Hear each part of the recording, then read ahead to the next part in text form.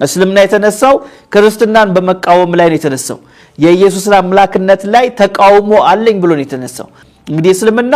ከክርስትና ከተነሳ ከብዙ ዘመን በኋላ ነው የመጣው እንግዲህ መሐመድ መጥቶ አይ ኢየሱስ አምላክ አይደለም ቢል ልንሰማው አንችልም ለምን ካላችሁኝ ኢየሱስ አስተምሮ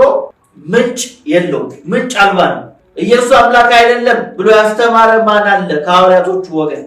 ከሐዋርያቶቹ መካከል የኢየሱስን አምላክነት የካደ ማን አለ ቢባል የለም የቀድሞቹ ሐዋርያቶች የቀድሞቹ ደቀ መዛሙርቶች የኢየሱስን አምላክነት ሲመሰክሩ ነበር ከነሱም በኋላ የተነሱ ሐዋርያና አቡ የሚባሉትም የኢየሱስን አምላክነት ሲናገሩ ነበር በኒቂያም ደግሞ በ325 ዓመተ ምህረት የነበረው ጉባኤ ደግሞ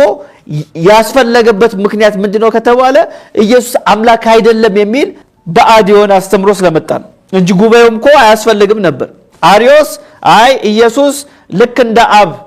የሆነ አምላክ አይደለም በስሞል ጂ ነው መጠራት ያለበት ማለት ነው በሌላ አገላለጥ ወይም አምላክን አብን ይመስላል እንጂ እሱ ሁሉን ቻይ አምላክ አይደለም የሚል ሐሳብ ስላነሳ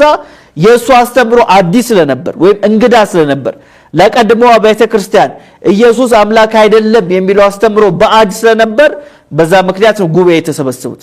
ጉባኤ ራሱ የተሰበሰቡት ይሄ አስተምሮ ልክ አይደለም አዲስ አስተምሮ ነው ምንፍቅና ነው ለማለት ነው ስለዚህ የቀደመችው ቤተክርስቲያን በኢየሱስ አምላክነት ላይ አንዳች ያክል ጥርጣሬ ያልነበራትም በዚህም ዘመን ያለችው ቤተክርስቲያን በኢየሱስ አምላክነት አንዳች ጥርጣሬ አይገባትም